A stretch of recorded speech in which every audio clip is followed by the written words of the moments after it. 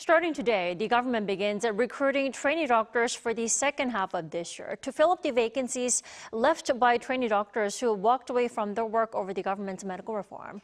For more, let's turn to lawyer Kim Ju-soo. Welcome to the program. Hello. Good morning. Recruitment for trainee doctors begins today, and junior doctors applying will get an opportunity to earn specialist licenses. Could you walk us through the process? Is it the same as the regular recruitment process? So this whole process begins with an online application followed by an evaluation of qualifications and a final selection of interview. And while the core steps were similar to the previous regular recruitment process, additional measures have been introduced for this particular occasion, as special immunitive provisions for those returning from the strike. So this provision is designed to help trainee doctors catch up on missed training and qualify for specialist license without being penalized. And as a whole, it aims to ensure a swift return to normal operations in hospitals. And it seems that the government is now encouraging doctors to return by offering favorable conditions for completing their training and earning licenses rather than threatening suspensions or indictments. Well, I do have to point out how those who have resigned are to be granted an exemption if they decide to return to the training program starting in September. But the question is, what happens if they don't return by September? So if trainee doctors do not return by September, they will lose the special exemptions offered by the government on the plate, which could severely impact their career progression and opportunities for specialization. And additionally, they might have to fulfill mandatory military service or other obligations without deferment for medical training. So far, over 7,600 trainee doctors have officially resigned. They account for nearly 56% of all trainee doctors who walked away from their duties. What options do they have now? I mean, what will they do now that their resignations have been fully processed?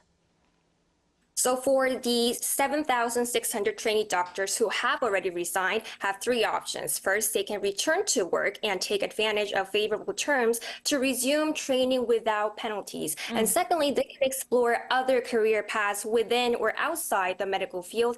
And lastly, professional impact they must consider. So continued absence may affect professional standing and future opportunities. So, however, for me, it seems that rejoining the training program by September is their best option to minimize disruption to their career paths. Right, that still remains as their best option, although hopes appear to be really low among them. Now, some medical professors are about to boycott training programs for junior doctors in protest over the government's push for, accepting the resignations of striking trainees. Can the government actually hold those medical professors responsible for such an act? So the government's capacity to hold medical professors accountable for boycotting training program is indeed constrained. And according to recent reports, the boycott by professor is part of a larger protest against the government's policies, including the increase in medical school admissions and the acceptance of trainee doctor resignations. And while the government may not have direct means to penalize the professors, it can address the issue through institutional channels. And medical associations and universities may take action if professors' actions disrupt training programs or violate institutional agreements. However, given the nature of this protest, the government is more likely to focus on resolving the underlying issues through the negotiation and policy adjustments rather than imposing direct penalties on the professors. Definitely, and it's not just medical professors. Some trainee doctors asked the Corruption Investigation Office for high-ranking officials to investigate the country's health minister, accusing him of abusing power and interfering with the exercise of their rights. Can this health minister be held responsible here? I mean, how likely is it, and what happens if he does get held responsible?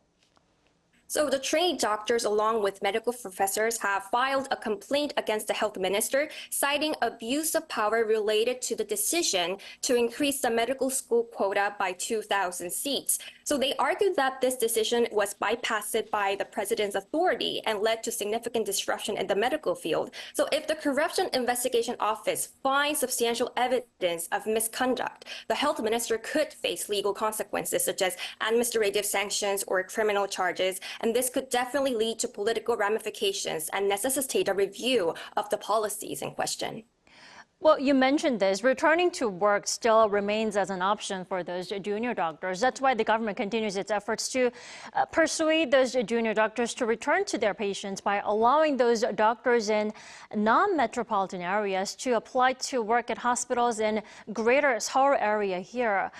Why might this not be the best solution here? While this strategy may attract some doctors back, it risks exacerbating the shortage of medical professionals in rural areas which are already undeserved. This could lead to a significant healthcare disparity, negatively impacting patient care and health outcome in those regions. So a balanced approach that addresses the needs of both metropolitan and rural area is very crucial. And the doctors argue that new recruits would prefer high-paying fields in urban areas, leaving rural regions undeserved. All right. Thank you so much for your insights and your time this morning. We appreciate it. Thank you.